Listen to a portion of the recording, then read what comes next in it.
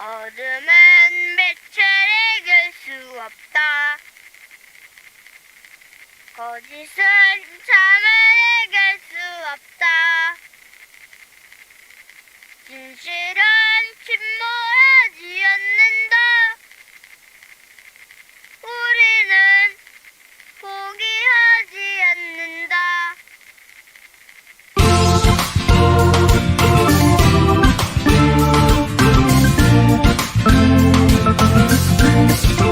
어둠은 빛을 이길 수 없다. 거짓은 잠을 이길 수 없다. 진실은 침몰하지 않는다. 우리는 포기하지 않는다. 어둠은 빛을 이길 수 없다. 거짓은 잠을 이길 수 없다.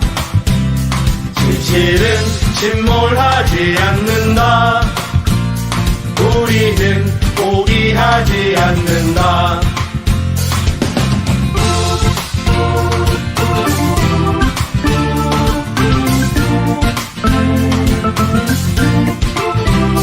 어둠은 빛을 이길 수 없다.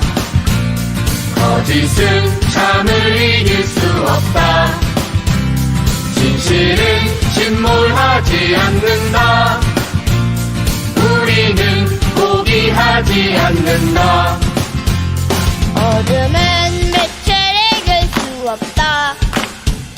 거짓은 잠을 이길 수 없다.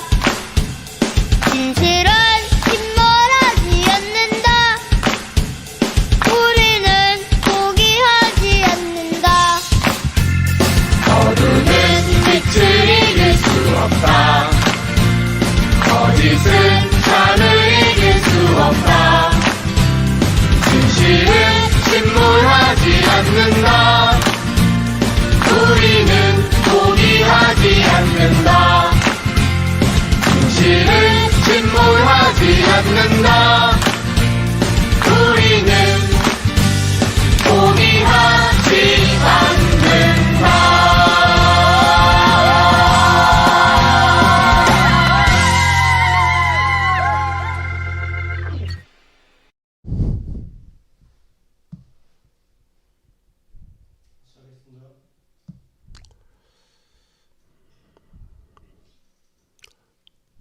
화면 나오고 있나요?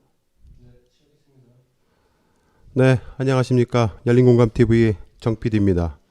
오늘은 어느 한 여성의 삶, 인생에 대해서 이야기를 좀 하고자 합니다. 어떻게 보면 당연히 보호받아야 할 개인적 사생활에 관한 문제이기 때문에 주제로 다루기에는 매우 조심스럽긴 하지만 그녀의 삶에 있어서 많은 피해자들이 양산되고 있고 지금도 여전히 그 피해자들이 고통 속에 살아가고 있기 때문입니다. 자, 무엇보다도 그녀가 대한민국에서 가장 막강한 독점적 기소권과 수사 지휘권이라는 공권력을 가지고 있는 검찰 수장의 아내로서 그 힘과 권한을 이용하는 것이 아닌가 하는 합리적 의심을 갖게 하는 여러 사건들의 중심에 서 있는 인물이기 때문입니다.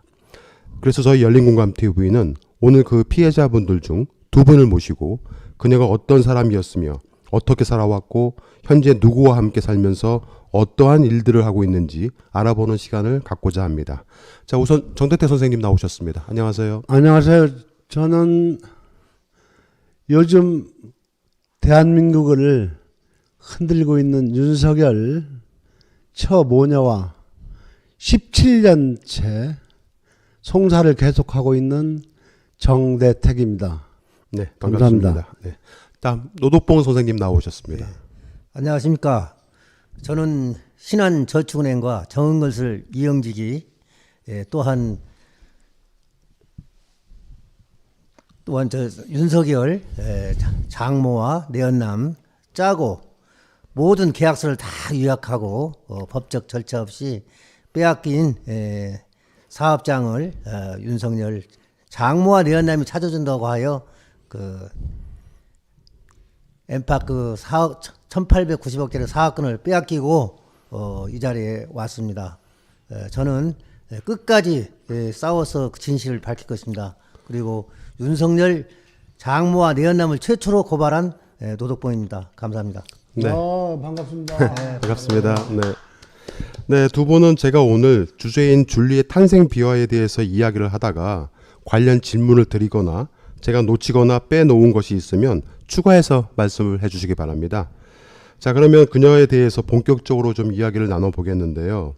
오늘 굉장히 중요한 얘기들을 나누게 됩니다. 이제 유튜브의 특성상 그 좋아요 수가 좀 많아야 노출도가 올라간다고 합니다. 좋아요를 미리 좀 클릭을 해주시면 대단히 감사하겠습니다. 자, 오늘 열린공감TV가 추적해본 내용들과 앞에 계시는 피해자분들이 말씀하시는 내용들이 팩트임을 입증할 수 있는 자료들은 그렇게 많지 않습니다. 그리고 이게 정말 사실에 근거하신 것인지도 약간 좀 불명하기도 합니다. 이유는 이게 한 20년 가까이 시간이 지났고요. 또 30년 가까이 또 시간이 지났고 당시 그녀의 이름은 현재 이 세상에 존재하지 않기 때문입니다. 이름을 개명을 했거든요. 여하간 오늘 저희는 최대한 진실에 접근해 보고자 합니다. 김명신 씨가 유아 시절에 최은순 씨는 장유동에서 여성 양정점을 했다고 합니다. 이제 자료화면이 좀 나갈 텐데요. 자료화면, 네네, 여성 양정점을 하셨고요. 그 다음에 김명신 씨는 작은 할아버지, 즉 외갓집 댁에서 이제 맡겨져서 키워집니다. 이분은 저희 열린공감TV가 최근에 방송한 녹취 자료에서 네 아버지가 죽으려면 곱게 죽지라고 말했던 그 외할아버지입니다. 맞죠? 예. 네. 뭐 그게 저겁니다.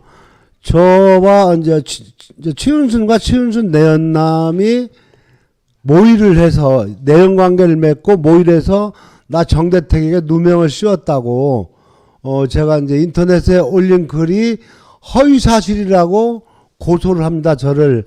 그래서 기소가 돼요. 그것을 알고 최은순 작은 아버지가 네네. 야, 내 조카 딸이지만 정말 나쁘다. 내가 그 모든 사실을 법정에 나가서 낱낱이 증언해 주겠다. 그래갖고 증인을 나오게 됐거든요. 그것을 이제 못 나오게 교사하고 증거인멸을 하는 과정입니다. 그래서 제가 그것도 좀 고소하려고 준비하고 있습니다. 네. 아무튼 그 후에 최은순 씨가 석촌호수 근방에서 포장마차를 또 하기도 했다고 해요.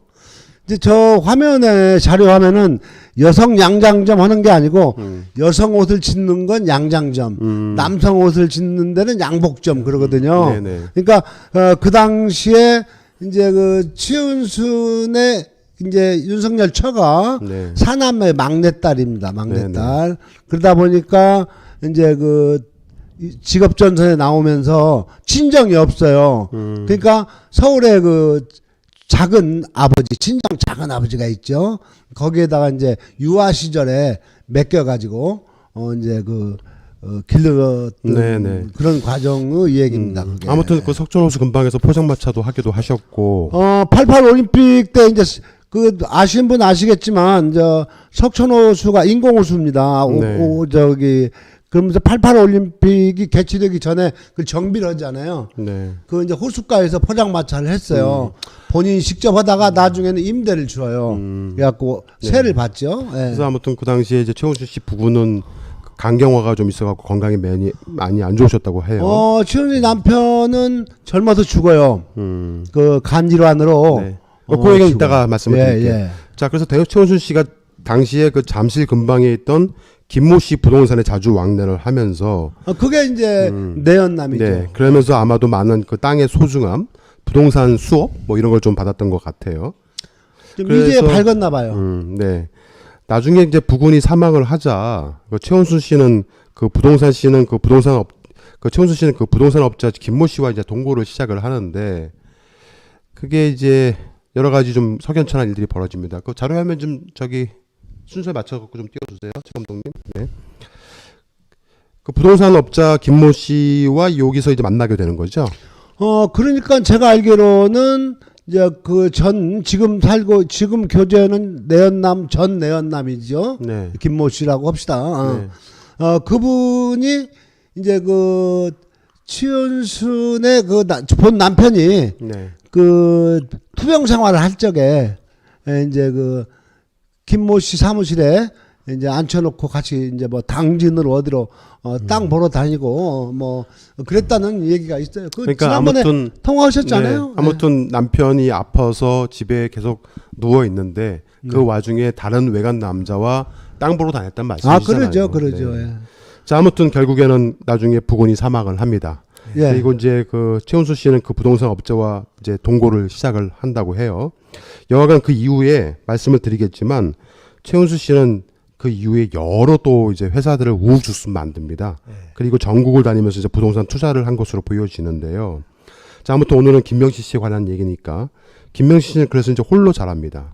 그래서 들리는 풍문으로는 고교 시절에 여호와의 증인이라는 특정 종교에 심취해 있었다고 해요. 예, 저기 들었어요. 예. 네, 그래서 뭐 여러 가지 석연찮은 행동도 했고 또 품행이 매우 단정치 못해서 학교에서도 좀 많은 제재를 받았다는 얘기도 있어요. 혹시 관련돼서 들었던 풍문이나 이야기가 있으신지요? 그러니까 하여튼 제가 이 얘기를 답변을 드리기 전에 네. 참 저도 이런 얘기를 하려면은 제 가슴이 찢어집니다.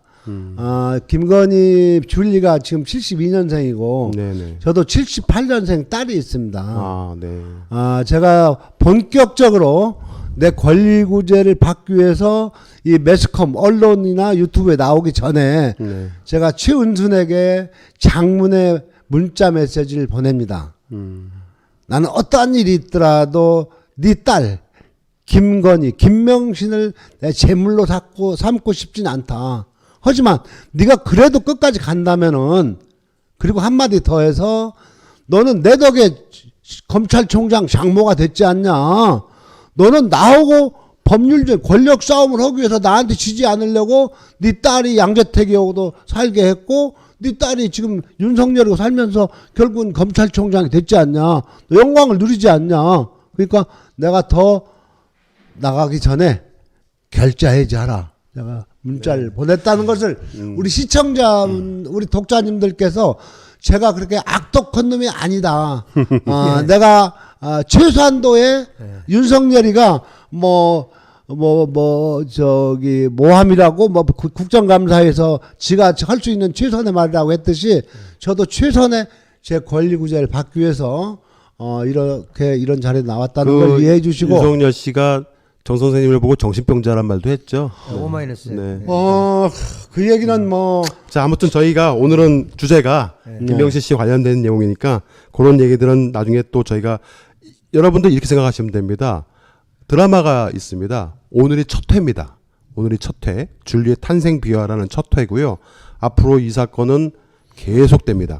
그래서 계속 저희가 취재를 해서 이제 때때로 한 일주일에 한두 번 정도 방송을 할 계획이니까요.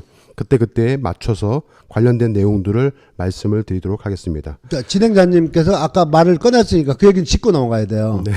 그 윤석열이가 17.5% 올라가고 대선 주자고 저는 좋습니다. 저는 윤석열이가 대선 주자가 돼서 야당의 대선 주자가 되어주기를 기도합니다. 해서 난 끝까지 맞짱 한번 붙어보고 싶은 마음인데요. 윤석열이가 저한테 아까 말씀하신 대로 정대택이를 정신병자라는 프레임으로 모으라고 그랬어요.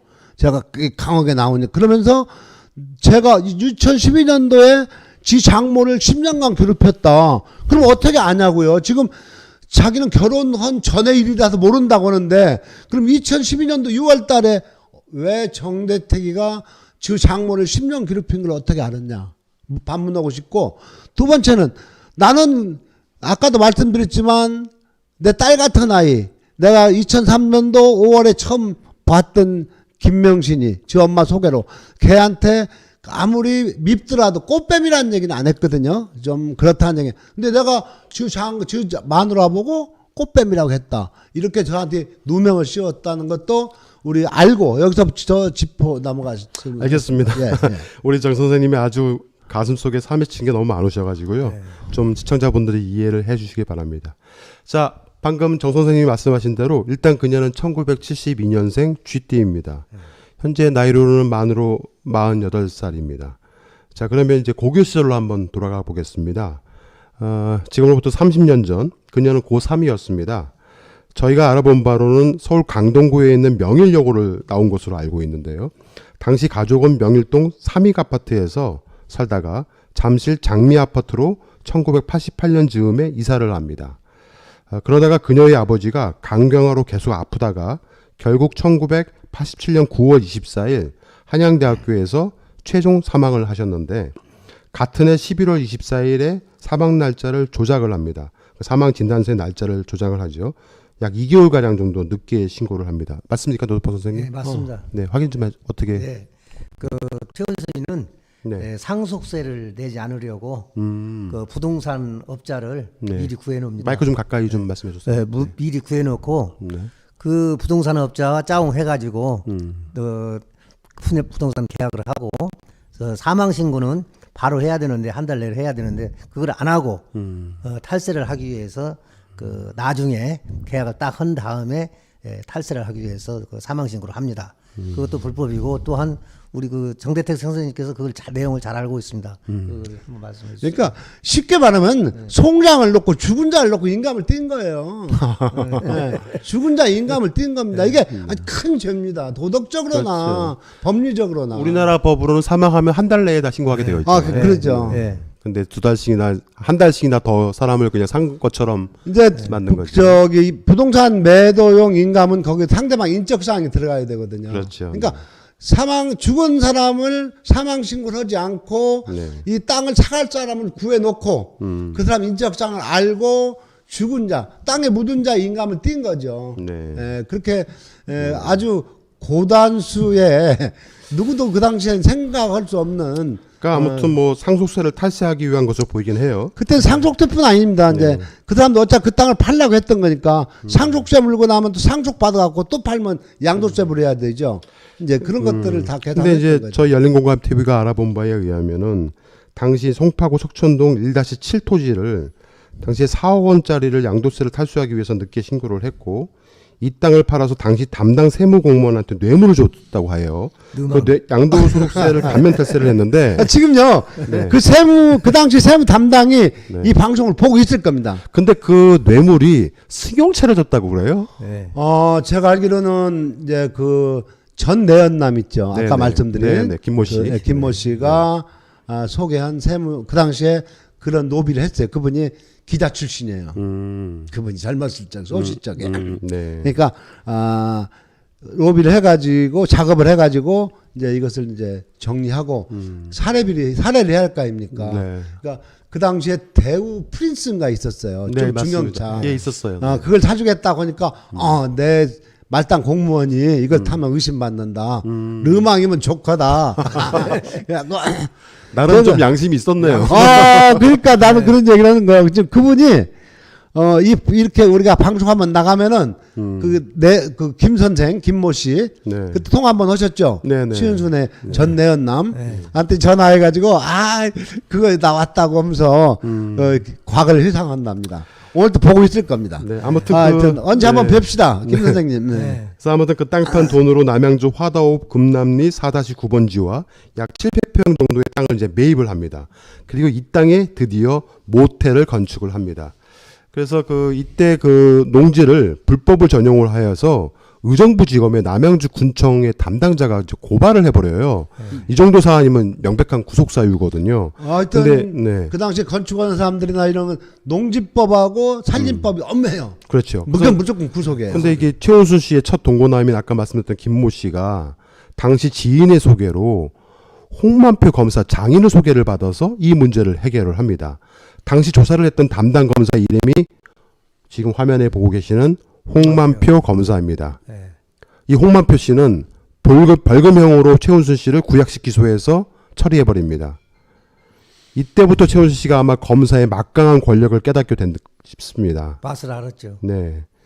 그러니까 저는 이 최은순하고 송사가 걸리기 전에요. 네. 제가 한 뭐 50대였는데 전 전과가 없었어요.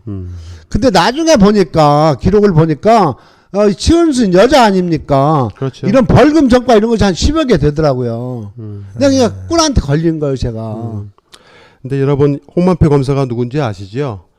노무현 전 대통령님께서 그 치옥의 검찰청 조사를 받으러 가셨을 때 검찰청 2층 창 안에서 노무현 대통령을 바라보면서 시체말로 쪼갰던 사람입니다.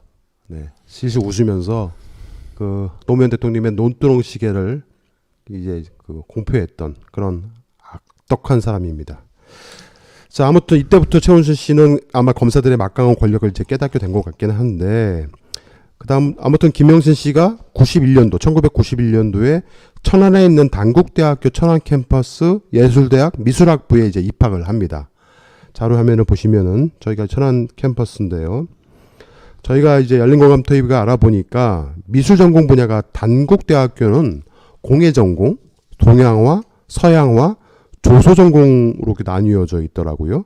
혹시 어떤 전공 했는지 아세요? 전 서양화한 걸로 알아요. 노 선생님 그렇게 알고 계시죠? 그 네, 서양 네. 김건희는 서양학과를 그림을 그리는 과이고 서양학과는 네네. 또 미술 응용이나 미술학과는 디자인 쪽에서 갖고 와서 네. 다른 과를 선택을 하고 네. 학원을 다니면서 공부를 했다고 합니다. 그러니까 서양 전공을 하긴 했는데 네. 그게 이제 믿업지 않으니까 네, 네. 다른 응용 미술이나 이런 쪽으로 네. 좀 진출하고 싶어서 네. 별도의 또 학원을 학원을 다녔군요. 아. 큰 학원 다녔다고.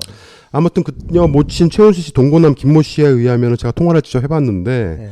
당시 모친이 있던 집까지 네. 그 김명신 씨를 천안 캠퍼스에서 주말이나 휴일이면 본인의 차에 태워서 왔다 갔다 했다고 네. 하더라고요. 맞습니다. 자, 일단 그녀의 당시 이름은 김명신이었고요. 말씀드린 대로 그녀는 일찍 아버지를 여의었습니다.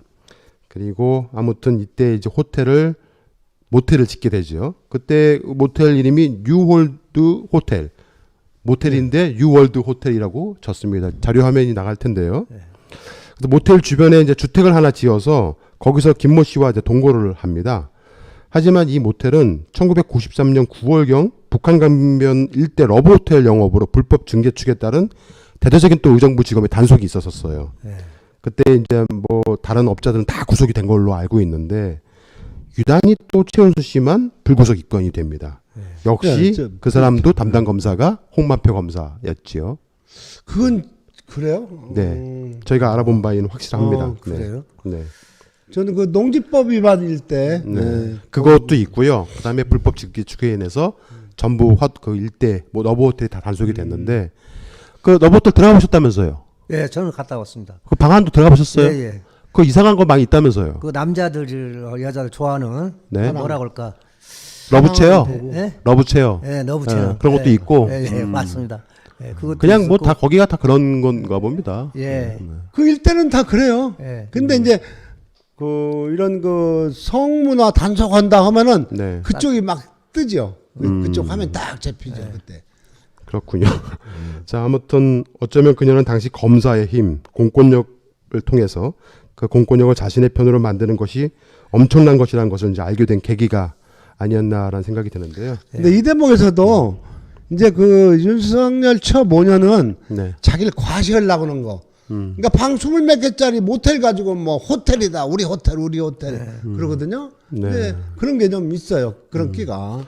아무튼 이런 사건이 터지고 나서 이제 좀 그 이름을 좀 바꿔야겠다 생각이 들었는지 이때부터 이제 이름을 바꾸는 행위들을 합니다. 예. 그래서 그 이제 뉴홀드 호텔을 호텔 프리즘으로 이름을 변경을 해요. 맞습니다. 그래서 호텔 프리즘으로 이름 자료 화면 보시면은 이제 호텔 프리즘으로 변경을 하는데 지금 그 사진에 보고 계시는 저 외관은 그대로 사용을 하고 최근에는 온 요양원으로 변경을 해버립니다. 근데 그 부분도요. 여기서 네. 짚고 이제 우리 독자분들도 한번 저기 모텔이거든요. 그러면 네네. 요양원이 되려면은 장애 하나 휠체어가 들어가는 통로 기준이 있고 그렇죠. 다 기준이 있죠. 또 지금 저 건물은 그 최은순이 당좌를 가지고 있는 18억 3천을 갖고 있는 임모 씨가 이제 가압류를 했었거든요. 네네. 그런 부분이 선행되지 않고 어떻게 허가가 났는지 그 그렇죠. 부분도 이제 퀘션 마크입니다. 아무튼 러브 호텔의 요양원이 돼버린 겁니다. 그런데 그 온 요양원을 누가 운영하는 것인가? 저희가 또 한번 알아봤더니만 최원수 씨 아들이 대표를 운영 중이에요. 네, 맞습니다. 그리고 그 최원수 씨 아들 김진땡이라는 분이 GS건설을 나와가지고 2006년에 주식회사 ESIND라는 부동산 개발 회사를 설립을 하는데 저기가 이제 본사로 되어 있더라고요. 저 요양원 안이. 근데 여기 주주명부를 보니까 예. 몽땅 가족이에요. 그 저 최은순하고 사는 이남 이녀. 네네. 그래요. 예. 그게 어떻게 가능하죠, 그게?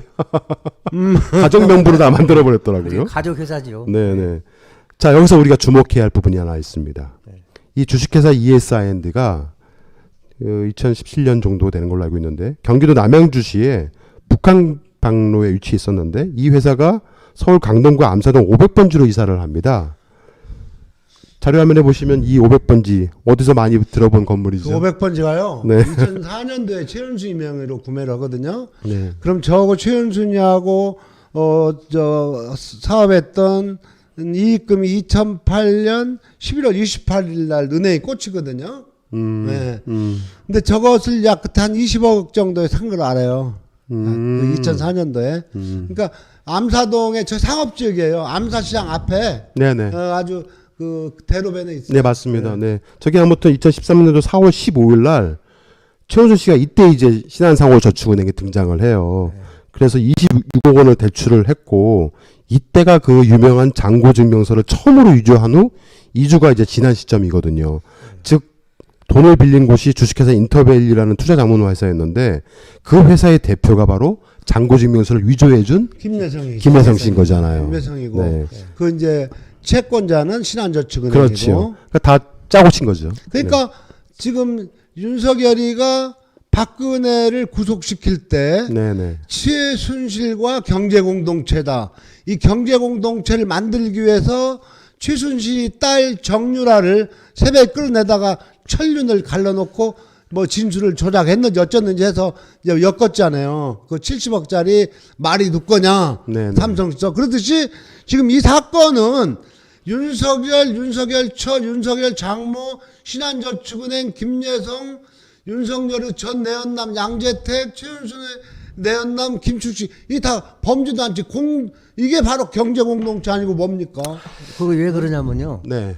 그 위조자가 제가 인수한 조항공원에 감사하고 아. 또 코바나 컨텐츠에 감사하고 그렇죠. 예, 네. 다 이렇게 최은순이 항상 저한테 그랬습니다. 네. 신한저축은행 자기가 책임질 테니까 걱정 거기도 마라. 이제 김혜성 씨가 감사로 김혜성이 있죠. 감사로 있고 네. 이게 참. 그리고 그 이주하고 바로 26억을 설정을 하고 최은순이 저기 건물을 넣어가지고 김혜성이 앞으로 또 빼잖아요. 그렇죠. 네. 네네. 그러니까 다 공동체입니다.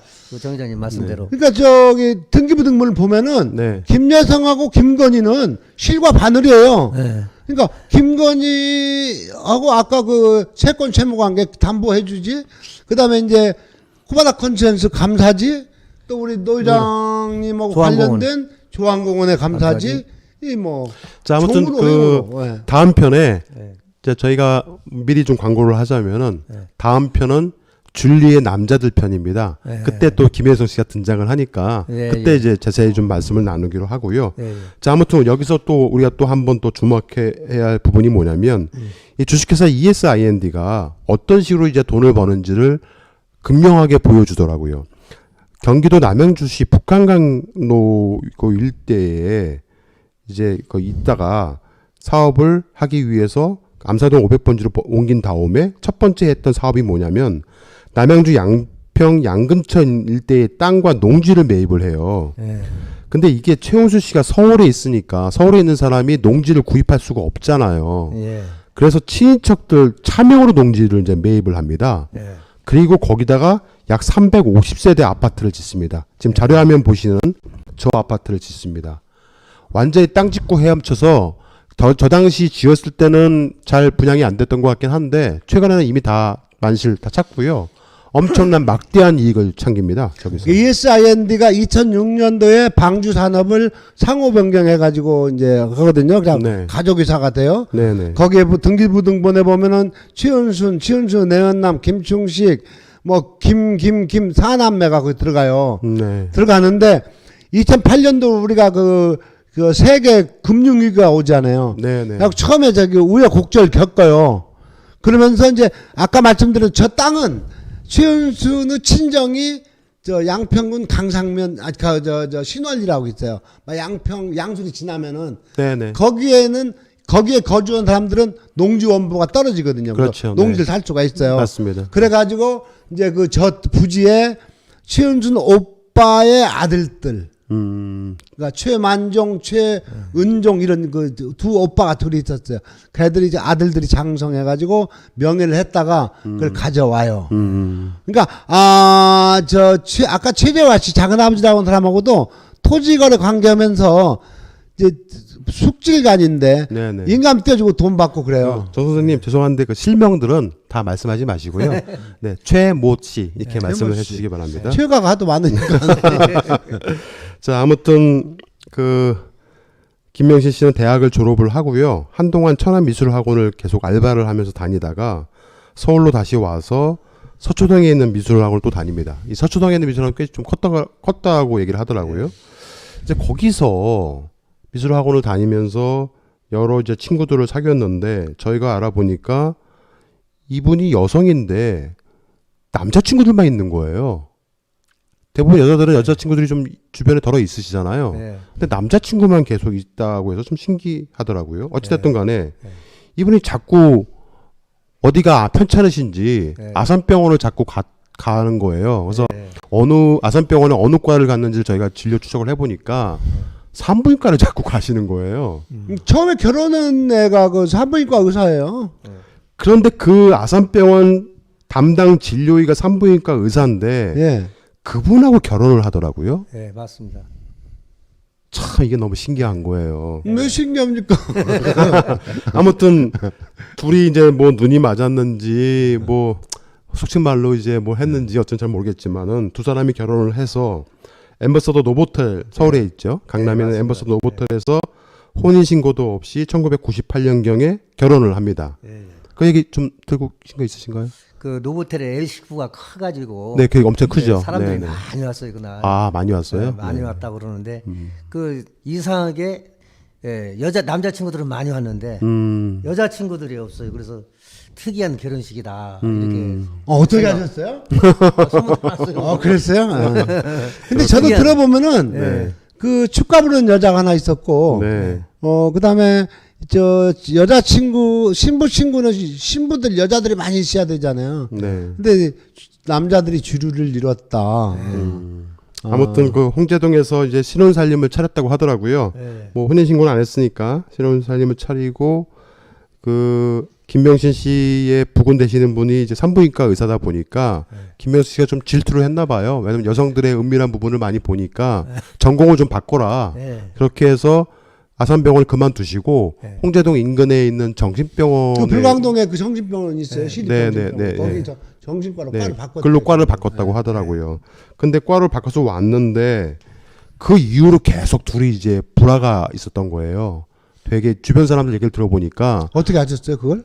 저희가 이제 계속 추적을 해서 알아보고 있죠. 뭐 부부 싸움이 많이 뭐 알아보셨네. 밤낮으로 했다고 하더라고요. 그러니까 뭐 주변 이건 다 추측입니다. 들리는 얘기로는 김명신 씨는 이제 아버님도 일찍 여의시고 이제 집안이 아무래도 좀 의사 집안에 비하면은 좀 많이 후측말로 꿀린다고 하죠. 그래서 이제 그런 문제로 인해서 자존심도 많이 상했다고 하고요. 어쨌든 계속 서로 싸우다가 그 또 저쪽 편 말을 들어보면 뭐 그런 말도 있다고 해서 그러니까 이건 어디까지 풍문입니다. 뭐 남자가 남자 구실을 제대로 못한다. 뭐 혹시 그런 그러니까 얘기- 흔히 말하는 말로 이게 상스러운 얘기는 아니잖아요. 궁합을 맞아야 된다. 그러니까 속궁합이라고. 속궁합이 안 맞았다. 뭐 결론은 그런 것 같더라고요. 뭐 속궁합이 안 맞아서 어쩐지 모르겠지만은 맨몸으로 거의 쫓겨나다시피 집을 나왔다고 해요. 네. 그래서 이제 그건 맞아요. 네네. 그래가지고 이제 줄리 어머니가 이제 최은순이가 친정 어머니가 저 만났을 때도 저하고 친하게 지낼 때도 그걸 많이 속상해했죠. 그래서 아무튼 그 당시 어머님은 최은수 씨 어머님은 서울시 송파구 송파동에 있는 58-1번지 네. 대우 레이크라는 60평대 아파트에 데이크 레이크 홀드 네, 추상 지금 그 보고 계시는 저 아파트에 60평대 아파트에 혼자 네, 살고 계시면서 이제 저도 동거남하고 가봤습니다. 네. 가끔 가보셨어요? 예, 예. 어떻게 잘 사시던가요? 네, 잘 살았어요. 저기 이제 동거남 가끔 네. 부르고 하셨다고 네. 하더라고요. 그 이제 거기 그 옆동에 네. 예, 또 내연남이 또 살고. 아 옆동에 내연남이 살았어요? 우층에 우층에. 아, 위층에? 여기는 12층이고 얘는 여기는 최은수는 12층 1호에 살았고 네. 이사 갔으니까 12층 1호에 살았고 아, 그 위에 이제 또 하나가 있어요. 두 개를 분양을 받았어요. 그러니까 부동산 그걸 두 개 분양을 받아가지고 하나는 그 오빠 앞으로 신탁을 해놨다. 명예 신탁을 해놨다가 이것도 지금 그 기록에 나와요. 그 내연남이 법무사가 나한테 누명을 씌우듯이 똑같이 누명을 씌워요. 선사하고 강제로 도장을 찍었다 뭐 여기 해가지고 그 대가로 받았다고 들어봤죠? 네. 네. 그 말씀 좀 해보세요 한번. 네.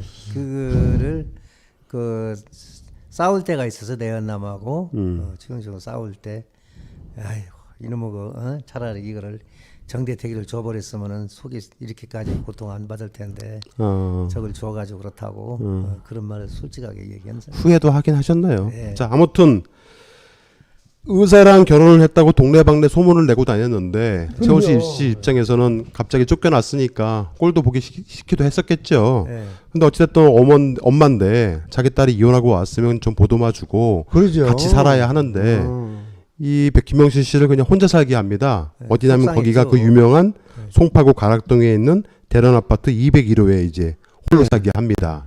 그 대련 아파트가 우리 정 선생님의 그 사건에 이제 인물이 그러죠. 이제 그게 사연이 많죠. 거기에서 이제 아까 어제 여기서 방송했던 죽을라면 뭐 곱게 죽지 뭐 치매 어떤 그 아버지 그 사람 뭐 같이 땅 지분을 같이 갖고 있었어요. 이 땅 지분에다가 저 작은 아버지가 건축을 해 학교 교편 잡다 나와서 아파트를 지어요. 여기다가 나홀로 네. 13세대를 지어가지고 최은순이가 갖고 있던 땅을 대물로 주어요. 그러니까 그 세 채를 주어요. 내가 알기로는. 그래갖고 201호를 김명신이한테 소유권을 넘겨줬어요. 네네. 그럼 증여한 겁니다.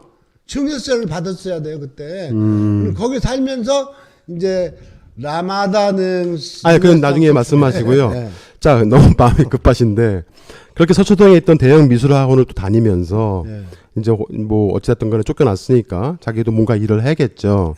그러다가 이제 뭐 여러 사람들을 만나게 되는데 저희가 알아본 바에 의하면 여전히 여자친구는 별로 없고 주변에 남자들만 좀 많이 이렇게 있었다고 해요.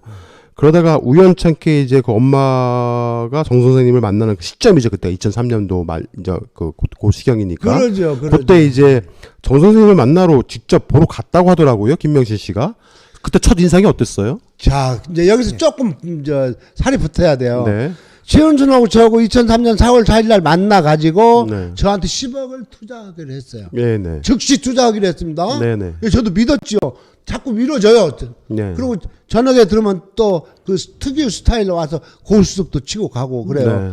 그래서 내가 추궁을 해요. 그러면 최은순이가 저한테 회장님 2년을 믿어보세요. 2년을 믿어. 왜 너 돈 되냐 안 되냐? 다른 사람하고 해야 되지 않나? 지금 저기 산업렌탈 파산 관제인이 독촉을 한다. 네. 안 그러면 지금 빨리 수의계약을 하게 돼 있었거든요. 네. 수의계약 안 하면 좀 법원에서 공매로 해서 빨리 우리도 이제 그 은행이 파산이 됐으니까 은행도 돈 받아서 은행에 또 제2금융권이니까 또 거기도 청산 갚아야 되잖아요. 네네. 이제 그런 과정이었으니까 그러더니 어느 날 저하고 급히 좀 오라고 해서 갔더니 이제 밖에 저 골프 치러 나갔었어요. 네네. 죄송합니다. 나갔다 이제 급하다 해서 이제 제가 막 쫙 열심히 차를 몰고 와요. 제가 이제 그래가지고 딱 오니까 사무실 앞에 두 모녀가 서 있어요. 그래서 딱 차 한쪽으로 대놓고 딱 나오죠. 그러니까 이제 인사를 시키죠. 최은순이가 지 딸을 딱 보니까 하얀 백바지에 아주 뭐 하체는 통통하고 뭐 시트 선글라스를 끼고 머리는 그 긴 머리는 아니었고 얼굴이 둥그러웠어요. 지금 뭐 계란형으로 이렇게 뭐 맞춘 것 같은데 근데 그 좋게 보면은 지 엄마 친구라고 뭐 친구고 동업자고 하니까 친절하게 하는 것도 좋은데 네. 너무 친절한 거 아닌가? 지가 그 나이 먹은 지 엄마 또래인데 와 아저씨 뭐 선생님 멋있다 이런 얘기 하는 건 아주 건방지고 아, 그러니까 그러니까 처음 보는 남자 처음 보는 예. 사람인데 선생님 멋있습니다 하면서 막 선생님 이렇게 멋있다 하면서 팔도 옆으로 잡고 나오니 팔도 만지고 팔도 만지고 그러니까 좋게 보면 뭐 친절하다 뭐 애교가 있다 그것은 애교 나한테 부릴 건 아니란 말입니다.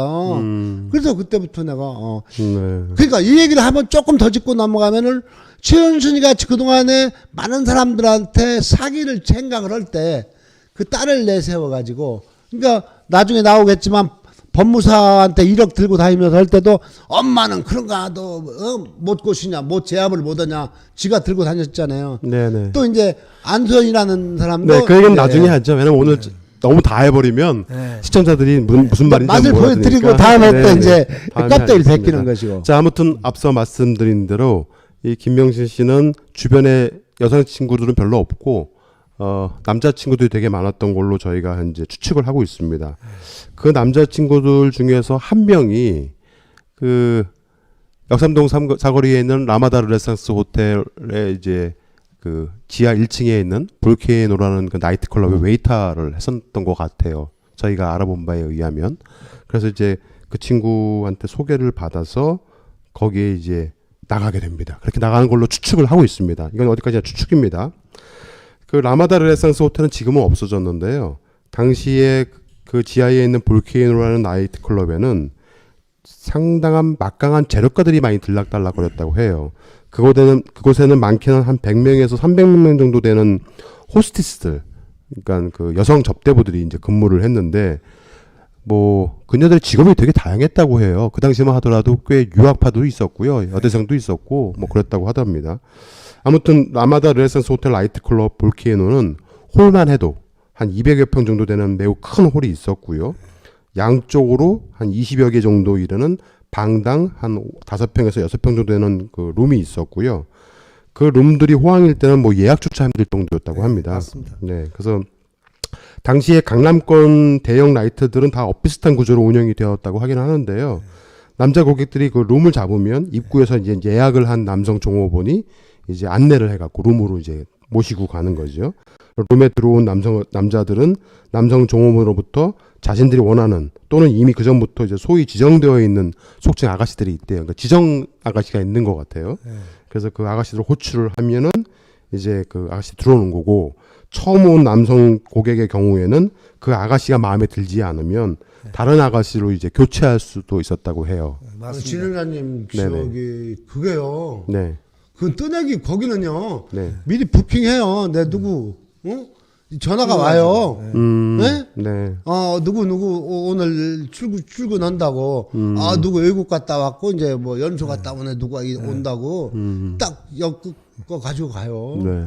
이제 아까 말씀하신 문 밖에서 웨이터가 부킹 시켜주는 거 이것은 거기는 시골스러운 거고 이제 거기는 그 룸이 한정돼 있잖아요. 예약제로 다 운영이 됐다고. A룸, 하더라고요. B룸, C룸에 오늘은 뭐 이쪽에 뭐 판검사들 팀, 여기는 뭐는 재벌 팀, 뭐 네. 여기는 뭐 연예인 팀 이렇게 딱 돼 있잖아요. 네, 끼 있는 직장인들이 많이 갔다고 그래요. 그러니까 그래서 뭐 그렇게 불려온 아가씨들과 남성 고객들은 매우 진한 술파티를 했다고 해요. 네. 그러면 제가 또 방송에서 이런 말씀까지 드려야 될지 모르겠지만 아무튼 당시 그 라마다 르네상스의 볼케이노는 자연스럽게 2차를 가는 분위기였다고 하더라고요. 맞습니다. 네.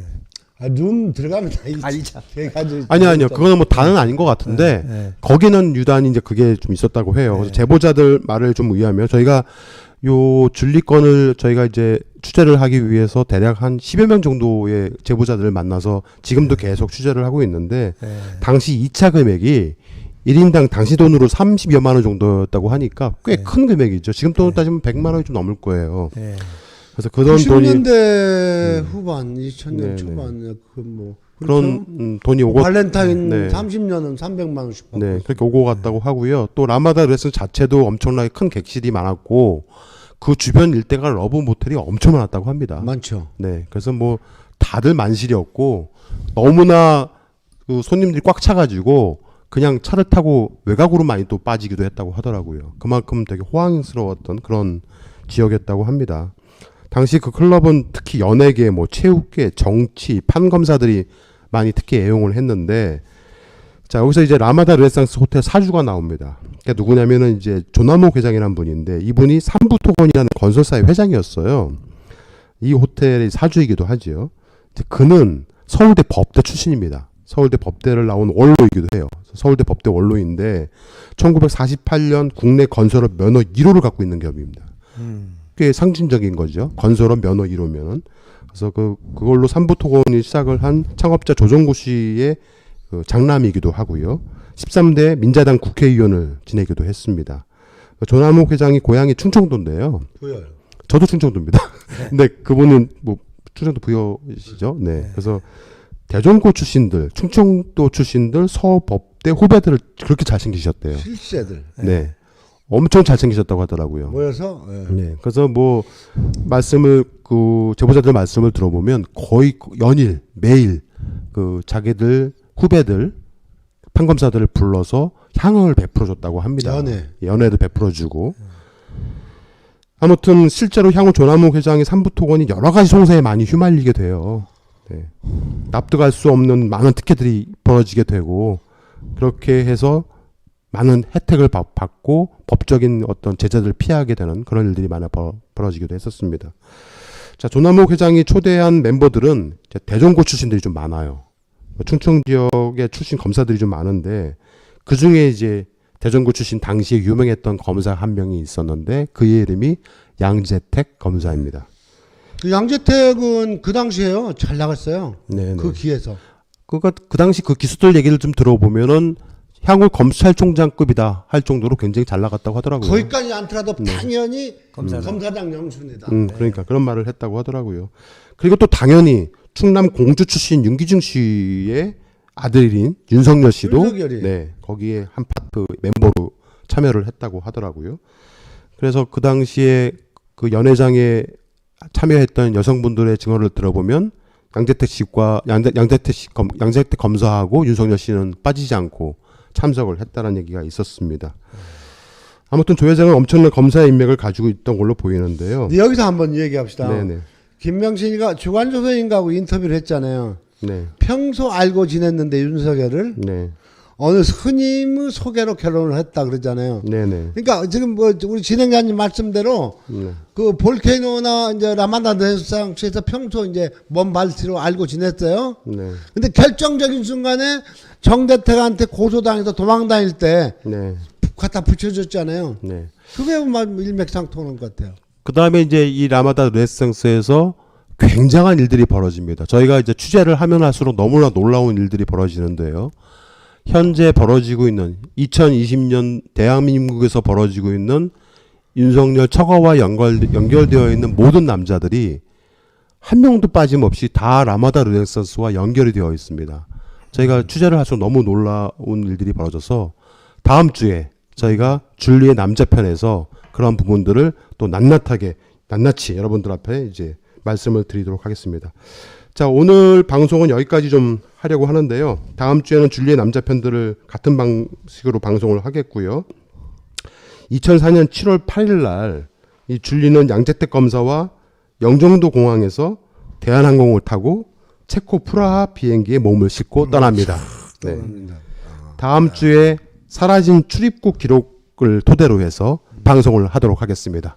뭐 끝으로 하실 말씀 있으시면 마무리 지시죠. 열심히 준비해서 아까 우리 진행자님께서는 뭐 팩트가 아니다 그랬는데 저희들이 제가 하는 얘기는 다 팩트로 보시면 되겠습니다. 저는 뭐 제가 지어낸 얘기도 아니고 흘러듣는 얘기도 아니고 저는 복수에 확인을 해서 이 자리에서 말씀드린 겁니다. 네, 제가 감사합니다. 팩트는 아니라고 하진 않았고요. 네. 팩트인지는 불분명하다라고 말씀드렸습니다. 네, 또 선생님. 네. 네. 저는 그 신한저축은행과 정은건설 또한 그 윤석열 장모와 내연남에게 빼앗기고 저에게는 피해자들이 한 22명 있습니다. 그 사람 늙고 병들고 죽은 자들도 있습니다. 아, 그 사람들 그 진실을 밝히기 위해서는 네. 꼭 내가 죽음으로라도 네. 이 진실을 밝히고 죽겠습니다. 저는 네. 뺏길 것도 없고 다 잃을 것 다 잃고 이 자리에 앉아 있습니다. 정말 그 생각을 하면은 네. 정말 가슴이 아픕니다. 그러니까 재산을 잃으셔가지고. 저는 괜찮습니다. 근데 네. 저를 믿고 투자한 그 투자자들 22명, 네. 그 사람들을 위해서라면 저는 목숨을 바치고서라도 네. 이 진실을 꼭 밝히고 싶습니다. 알겠습니다. 참 우리 노덕봉 회장 보고 투자했던 사람 중에 나 아는 사람들도 있는데 네. 가족한테도 버림받고 지금 집시가 되거든. 노숙자가 된 사람도 있고 어느 대학 교수란 말입니다. 교수의 사모님이란 말입니다. 근데 그런 아주 사람도 있고 인생이 다 망가졌겠네요. 정말로 네. 저기 상계동 임대 아파트 살면서 전 재산을 분양할 때 분양할 수 있게 네. 도와주고 했는데 그런 사람들 지금도 그분도 막 큰 수술했죠. 녀석. 그러니까 제가 또 이 자리를 빌어서 드릴 말씀은 지금 그 커밍아웃 검사들 사표 받으라 40만 원이 넘었더라고요. 네네. 31일 1, 2 오늘 1, 2일인가 3일인가요? 네네. 3일이. 근데 40만 넘으면 100만 가야 되고요. 우리가 검찰 개혁을 완수하려면은 우리가 추미애 장관을 적극 밀어가지고 흔들리지 않게 해줘야 되지 않는가. 진행자님 제 생각입니다. 알겠습니다. 우리 열린 공감을 또 열심히 응원하셔갖고 구독자들 우리가 구독자뿐 아니라 월 10,000원씩 후원하는 거 저도 정말로 담배를 끊든지 해가지고 10,000원짜리 구독자 후원금 신청해야겠습니다. 네, 알겠습니다. 저희 열린공감TV는 시민들이 운영하는 시민 법인 채널입니다. 아무튼 저희가 약속드린 대로 다음 주에 또 두 분을 모시고 줄리의 남자들 편 사라진 출입국 기록 카드를 토대로 해서 방송을 진행하도록 하겠습니다. 자, 오늘 여기서 이만 마치겠습니다. 감사합니다. 감사합니다. 감사합니다. 수고하셨습니다.